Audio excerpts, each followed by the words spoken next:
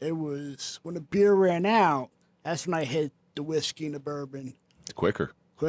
Yeah. What did you do with hangovers? Like Start drinking again? I did. You puked and rallied? What'd you do? I Puke and rally. pretty much. I white knuckled it. This is gonna hurt. It's time for the Suffering Podcast. When we are entangled in the grips of evil, escape feels like an illusion. That monster is always one step ahead of us, as if it knows our every move. The fear is very real, and hope is in short supply. The fight for freedom from addiction is like being stuck in quicksand. The harder you struggle, the tighter its grip. You try to remain still so that the situation doesn't get any worse. But by doing nothing, you're still getting consumed, only at a slower pace. Those watching this may be unaware that you're slowly dying. They would show up in a second, if only they knew you were in danger. The moment you ask for a lifeline, many hands are there to pull you from the depths of certain death. I'm Kevin Donaldson here with Mike Failace, and on this episode of the Suffering Podcast, we sit down with our dear friend, Tom Schmittler, to talk about the suffering of sobriety. Tom's taken a long path into living a sober life. Commonly known as Schmitty. Schmitty. So you're going to hear us call you Schmitty every day, because Schmittler does not roll off my tongue very Nah, it doesn't. It's still better than the last names with a vowel. I can't pronounce any of those things. Failace? What kind of name is that? Schmittlero. One of the shows we were on, we're calling him Fellatio or Fallaci or something. Yeah, it was bad. Yeah. Before we get started, let's give a big shout out and a thank you to our marquee sponsor. That's Toyota of Hackensack. Go to toyotahackensack.com. We buy our cars from there because they're one of the few people that we trust in the world, and we don't trust too many people. So go to toyotahackensack.com and let them find you a car. And When you're driving home in your new Toyota, we have a brand new sponsor, and that's Frontline Cigars. Frontline is, I just want everybody to know, Frontline is one word. Is one word, because that's an inside joke between Steve, one of the owners, and I. It was started by two police officers. One's a 15-year veteran, one's a 30-year veteran. They're Chicago-based, even though they're Patriots fans, which I don't understand. I just don't get it. But they're all confused out there. But they did something special for our listeners. So if you go to frontlinecigars.com, put in the code TSP, Tango Sierra Papa, TSP, you'll get a 15% discount. Well, how about just say The Suffering Podcast? Or you could do that. Right. Okay. Geez, thanks. Not a problem. Very valuable part of this show you are. I know. So, Schmitty, how you doing, man? I'm doing good. Yeah? Got 90 days sober today. God bless you, man. That's great. I got to tell you, it was a thing of joy seeing you walk up the alley into the studio, and you got just the Little way pep in his step. Yeah, the way you're walking. The way you're walking. You used to come to group, and your head's we know Schmitty from group, and your heads hang low, and the occasional text here and there. Then you'd go off the radar for so long. Yeah. It was hard to watch. And then the next texts are all drunken texts. A lot of those going around. Every week, we try to interact with our audience because Mike doesn't like, Mike's too big for our audience, but I interact with our audience. Again, I take a question from them every week. This week's question comes from Danny, and it says, what is the worst pain you ever felt? And what I took this to mean is it's not necessarily mean physical. It could be emotional pain, because my theory is emotional pain is always the worst. So what do you think, Schmitty? Definitely emotional pain. Yeah. What's the worst one you ever experienced? It was recently, back in June. I spent 5 days in the hospital. I was all jacked up on meds and shit. And I treated my fiancée like shit. I had no recollection of it. Didn't know what was going on. Treated her like shit. And when I came out of it, she told me what I did to her. And I felt like crap. I felt like the worst person in the world. We just had a whole Instagram Live before this show about consequences. There's consequences to every one of our actions.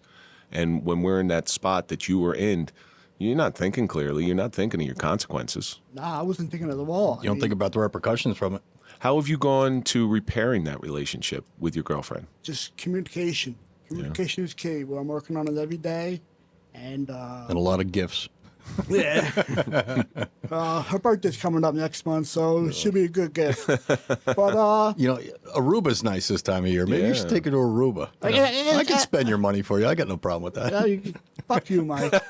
And it starts. We're 3 minutes in. I already got one fuck you out of it. Mike, what do you think? What do you think the worst pain you ever felt is? Aside from coming up here once a week, probably when my mom passed away. Yeah. You only have one mother. Yeah. And that was one of the roughest times. That and going through retirement. That's a good one, man. Because we didn't, we didn't have that countdown to retirement. And we didn't have that walkout ceremony. Nope. That I had a throw-out ceremony. Yeah, I didn't even have that. Let's not even talk about me. Yeah. We'll get into that later. Literally got thrown out. I actually went back to my department for the first time last week. Really? I had such anxiety even pulling in there. I had to go make out a police report. Oh, that's right. Yeah, I told you about that thing. Yeah, yeah. And I actually went back, and it was devastating to even go back there. Oh wow. Some of the worst pain, it's always emotional pain. Yeah, you take physical pain. It sucks the first time you feel it, but if you feel it again, you're a little hardened to it, so it's not as bad. Right. Emotional pain, I don't think ever goes away. Like that's something you can never callous yourself to. For me, I say it all the time. It's the death of my grandfather. That was the guy that taught me everything. Right. He taught me everything. It's everything that I want to be. Now he died when I was 22. Had he lived longer, maybe you hear that with kids all the time. They lose their parents real young, and say the person's 11 or 12 years old when they lose their dad. Well, they didn't go through those years where you're battling with your parents. So maybe if my grandfather would have lived longer and I was a real asshole, as opposed to Michael, remind you the small asshole that I am now, maybe that relationship would have been different. Maybe he would have seen me in a different light, or I would have seen him in a different light. Right. But it's also my grandfather. By the time I met him, he was a gentle old man. And I know he wasn't that way when he was younger. I never heard him curse, and he was a truck driver, so I'm sure he cursed. I think that has a lot to do with it, but that pain, I remember where I was, what I felt. I couldn't talk. I was dating a girl at the time. I broke up with her because that's what you do when you go through trauma. You want to push everybody else away because you don't want to be hurt no more. And he started dating a guy. What's wrong with that? Hey. Never float your boat. What's wrong with that? I'm not I just want to put it on record that that was a very bigoted statement. Oh no! I just said then you started dating a guy. It's not bigoted. I think it was a jab. More power to you. I think it was a jab. I mean, he's at a young age. Young and impressionable. Yeah. So Schmitty, we know a lot about you. So tell our audience a little bit about yourself. I was a 15-year veteran of the Bloomfield Police Department. Prior to that, I worked for the Hudson County Sheriff's Department, and I made it to sergeant provisional. Acting. Did that for about a year and a half, 2 years. And I found a really bad drinking problem. It got me into a lot of trouble. Hello, my name is Tom. To boil it down to one point, I had a bad drinking problem. Yeah, But you had a really storied career because you have been through some shit. You got run over. Twice. Yeah. Twice. Didn't you learn to move after the first one? No. I actually stepped into the second vehicle. He had so much fun the first time. He said, let me try this again.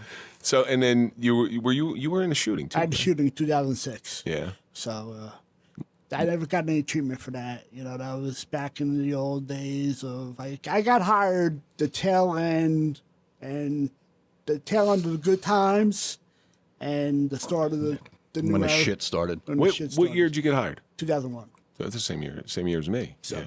Yeah. There were good times in 2001, but then 9/11 hit, and even 9/11 for police officers wasn't that bad because we were friendlies at that point. Yeah, we were good people. Yeah. Hey, how you doing? Everybody loved cops after 9/11. Everybody loved us, Now, when you were on, did you socially drink? Did you we're obviously here to talk about the suffering of sobriety. I drank socially, I drank actively, I drank while working. While working. So it was there before you were a police officer? Oh yeah, I was an alcoholic from my teenage years. What started? Like when was your first drink? Like 14. 14. Blackberry brandy? No, it was Boone's Farm strawberry. No, it was a can of Bud. My father was like, "Hey, go get me a beer out of the fridge." I was like, "All right." I went to the fridge, looked at it, said, "Fuck it, let me crack it open." I took a sip, and I was like, "Man, this is fucking cool." And every time my father needed a beer, I was like, "I'll get it, Dad."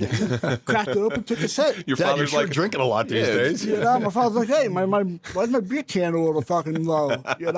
So there's a funny story about that. When I was about 7 or 8 years old, my dad and his friend were over, and it was 4th of July. They went outside, and they were drinking those Miller ponies. Okay. Remember those little ones? Yeah. So I see them drinking beer. I'm young. I want to. Hang out. They left it there on the table, and they went out on the front porch to go watch the fireworks. So I chug it. Like I chugged a beer. And then I'm like, shit, well, there's an empty can here. They're going to know I did it. So I went and filled it up with water. I'm 7. I don't know any better. And my dad's friend comes back and picks it up and drinks it. He goes, man, I got to stop drinking. The stuff starts to taste like water. I swear to you, it was wonderful stuff. Thought you were going to say there was like a cigarette butt in it and you never drank again. Oh, man. It was. But that's usually, I think that's a rite of passage for father-son to sit down and have a beer with your kid. At what point did your father know what you were doing? Well, funny story. I turned 21. My father was like, I'll take you out for your first beer. My father grew up in Jersey City, so we hop in the car, we go to Jersey City. I went to Marist High School on the border of Bayonne, Jersey City. And going to this bar, we pull up. I'm like, oh, shit. I know exactly where we're going. He's been there for the last 5 years. Fucking been there. In his Marist uniform. Right? So we walk in, fucking bartenders fucking cleaning bottles and shit. And he goes, hey, Jack or John, whatever his name was. He's like, turns around, he's like, hey, Jim, how you doing? He goes, my son turned 21 last night and I want to buy him his first beer. He goes, what the fuck? He's been coming in here for the last 4 years. Well, whoops. Gig's up right there. Gig's up. My father goes, that's it. You're paying. You know? So, but, yeah, it was pretty bad. I mean, I drank at work and it never caught on. This is before you were a cop. Electrical union, Yeah. big drinkers. I guess it makes the zap feel a little less. You know, Well, I was in a pipe fitters union, and it was like a rite of passage. Oh, yeah, you know, you had- lunchtime you're going out. Yeah. As an apprentice, we go out to lunch and we drink. Then the whole second half of the whole afternoon, I'd have to go to different crews and say, okay, what do you want? Just give us a 12-pack. Run to the store, grab a 12-pack, come back, give it to them, have a drink with them. Go on to the next crew. What do you want? Get us a case. Go get a case of beer, come back, have a beer with them. Yeah. And you just wound up drinking all day. Yeah. So if you had to think back, in hindsight, what do you think? Like, why was the drinking there? Like, why did you start drinking? Was it something that was cool, or did you like the way you felt? I think it was more of a family thing. My mother and father were big drinkers. Yeah. So I think it was just the way I grew up. It was like Mike said, like a rite of passage. Yeah. I was part of the family. We drank at holidays. We drank socially. I would go out when I turned 21. I would go out with my old man, meet him for a beer. Maybe it's because your last name sounds like a beer. Yeah, you know what I mean? That's what it is. German beer. That's what it is. But Hey, sit down and have a Schmittler. Schmittler light. yeah. But I don't know what it was. Yeah. And it was just beer? Was it anything? Towards the tail end, over the last 2 years, it was when the beer ran out, that's when I hit the whiskey and the bourbon Quicker. Yeah. you know. What did you do with hangovers? Like Start drinking again. I did. You puked and rallied? What'd you do? I Puke rally. pretty much, I white knuckled it, Oh my God. you know. I mean, I would sleep until 12:30, 1 o'clock in the afternoon, wake up, 3 o'clock, the bar opened, go to the bar until the fiance came home from work at 5, beat her home. I'd race home from work, make sure she wasn't there by the time I got home, cleaned up a little bit, Try to put the sober face on. you know. And then she's like, "Oh, let's go out tonight." And I'm like, "All right, cool." You know. Then, Well, it would be so. Then you become a cop. Is there any portions in here that are sobriety filled? the academy. The academy. The academy. Okay. And what do you think? What do you think that was? Why were you sober in the academy? I wanted the job. Okay. You know, I did the electrical thing. I loved it, but I really wanted to be a cop. So the 6 months or 26 weeks, whatever it was, I didn't drink. I was married at the time to an Irish girl. Oh, that's bad. So she drank. She drank for me. And you should come in here next week. We got a girl coming from Dublin. oh, good. Yeah. Yeah. So I wanted the job. So for that period of time in the academy, I didn't drink. Really? I think I drank one time in the academy.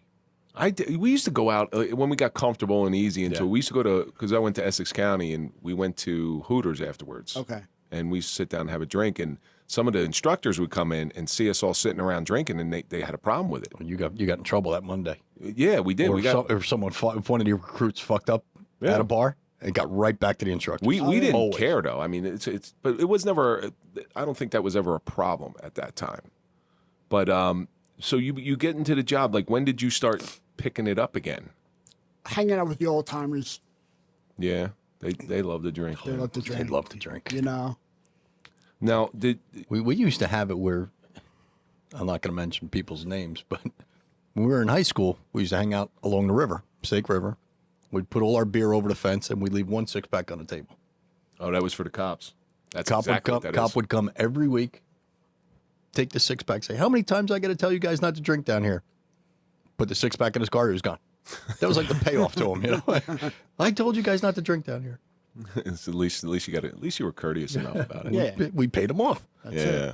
By the time I got on, you couldn't do that stuff because they were watching you too much. Yeah. Well, I got on 96, and you couldn't do it in 96 either. Oh, really? So, I mean, times are a little different, maybe a little worse for the wear, but how many of those high school drinkers turned out to be alcoholics? I'd love to know the statistic on that one. I don't know. Yeah. Because that was Or how many learned a lesson early and quit drinking right after that? I mean, how many times have you ever had that experience? Because I know I have. Where you drank so much, and you wake up in the morning and say, "Nah, that's it." I used to done. wake up in the middle of the night and go outside and check the car for damage. I've peeked out the window quite a few times. You pull the shades over. It's car You in one know, piece. I mean, there was a couple of times that the car was parked in the front bushes. My father would wake up in the morning and be like, "Motherfucker, what did you do last night?" Tom, did I park the car like that, or did you? Yeah, yeah. So Did you do? At what point was it ever a problem for you? Like, was it? Did you ever say, "Hey, Tom, I got to slow down"? no, Never. never a problem. I was functioning. Functioning alcoholic. Well, you had a good job, making decent money. Had a great job. Had a great Yeah, and career. that's how people accept it. Well, I can't be an alcoholic. I still got a great job. So my friend, 14th and 2nd, see that book over there? This gentleman's name's Charlie Cifarelli. Charlie's been sober off of narcotics for 30 some odd years. He's been sober off alcohol for 27 years. And he tells me that the true alcoholic is usually ultra successful, especially if you're the life of a party guy. Nobody wants you to change. Right. And you surround yourself with enablers, and you do a good job at work, so your job gives you leeway. Like, I'm sure your job knew you were drinking. Yeah. I'm sure they knew. Probably. As long as it wasn't getting in the way with the job. You were probably doing a decent job, and they said, you know what, we'll give him this one. Yeah. We'll give him this one. So You know what we used to do? On our last midnight in, a couple of the surrounding towns, we'd work the same schedule. So our last midnight in was their last midnight in. There was a bar that opened at 7 o'clock in the morning. And we'd get off at 7 o'clock. We'd call the surrounding towns and say, hey, listen, it's our last night in. Why don't we go meet at the bar? We'd be at the bar drinking at 7 o'clock in the morning. Wow. Now, you're getting off of work, so it's like after work to you. Yeah. But you see guys in suits sitting there at the bar, having a beer and a shot, watching their watch because they know exactly what time the train comes. And they're like, yeah, I got time for one more. They do the shot. All of a sudden, the train would come in like 2 minutes. The place is right next to train tracks. They'd do that last shot. Certain time, they'd run right out the door, jump on a train, and go to work. Mickey's. No. I'm not going to give up the name of the place. Because they're probably still drinking there. Yeah, exactly. So how bad? How much would you drink? Like on a normal day? 12-pack. All right. A little bit more, maybe. Maybe sometimes a little. All depending on the weather. Depends if I went to the bar that afternoon. Now, was it like a piss drunk situation, or were you functional? I was functional. Yeah. I mean, did you ever let loose sometimes and just go for it? Yeah, absolutely. Yeah. I mean, there was one. The last one was never the last one. Yeah. You know what I mean? There was times that my fiance would have to come to the bar and drag me out. I was in Bayonne one time. I must have drunk text her or whatever. She left Dick work. pic? Oh, probably. Yeah. Ass pick. Who the fuck knows? I don't know what I did. Cow nuts. But she left work, Forum Park, drove to Bayonne, yanked me out of the bar. Now, what about funding, like financing? It's got to cost you a fortune. I was living off the inheritance from my parents. Oh, So- that's bad. That's Yeah. that's bad. My father used to tell me this when my grandfather's brothers, they all drank. I mean, they drank. So my Uncle John, my Aunt Josephine used to call my father to go down to the bar to get my Uncle John, because if he didn't do that, he was going to drink his whole paycheck away. Right. I mean, that's true alcoholism, where you just don't care. Yeah. But you never had that problem, so you're falling into that functional category. Yeah. No, When I was in construction, I was working in Bayonne, and there was a bar that used to cash our checks for us. So you'd go in there and they'd take $1 and whatever change you have, cash your check, and you'd sit there with a ton of fucking money in your hands and drink all through lunch, and then you go back to the bar after lunch. Yeah, that's dangerous. So many guys spent like their whole paycheck in that day, Oh yeah. and we were making big money back then. That's a shame. Now you go along, you get this police job, you're dabbling a little bit at work. Who's the first person that came up to you and said, "Hey man, you might want to slow it down"? Somebody had to come to you and say, "Hey, bro, what are you doing?" Oh, definitely. Doc Stefanelli. Doc Steph. Doc How long? Steph. How long ago was that? You've been going to Doc that long? I've been going to Doc Steph since 2014. He was like, "What the fuck are you doing? doing? What are you fucking doing?" Schmitty, you gotta stop the drinking, Schmitty. You got to stop the drinking. Well, every once in a while, before you cleaned up, Doc would. You don't know this, but Doc would put out a text to the rest of us and say, "Hey, I'm worried about Schmitty. I'm worried about him." Well, see, Schmitty, I don't even know if you know about this. We almost had an intervention. Oh yeah. Yeah. Oh yeah. I believe it was your wife or your fiance called Dr. Steph and said, I can't control him anymore. You know, he's in a bar in Bayonne and, you know, he's not coming home. So we were about to we were going to go up to your house one day, right? Yeah, we were on our way to Franklin. We were on our way up to your house to go have like an intervention with you. I believe it. And then your fiance put the kibosh on that, and I don't know whatever happened with it. When did it start ruining some relationships, though? Probably 2 years. 2 years ago. 2 years ago? She started to fucking have a problem with Well, you it. said you were married before. I was married before. I was married for 10 years. Now, did that dissolve because of alcohol? No, that dissolved because I had fucking affairs. Which were brought on by the alcohol. That'll do it. You know? Well, where's a better place to meet women than in a bar? You know, I was sticking my dick somewhere where it shouldn't have been. And it wasn't in a beer bottle. Oh, Smitty, it's refreshing to hear somebody own it. It really is. Please. What happened with the police? Because something happened with the police. I'm not 100% sure. After I got hit by the first car. Yeah, we'll put it incident go number 1 and chronological. incident number 2. Yeah. Yeah, that was 2012. He was drunk. He couldn't get out of the way. It's not a bull. Right. That's when the whole PTSD came along. You think that was because of the shooting? I think, He reared its ugly head again. it definitely might. That's the word I was looking for. I started having flashbacks.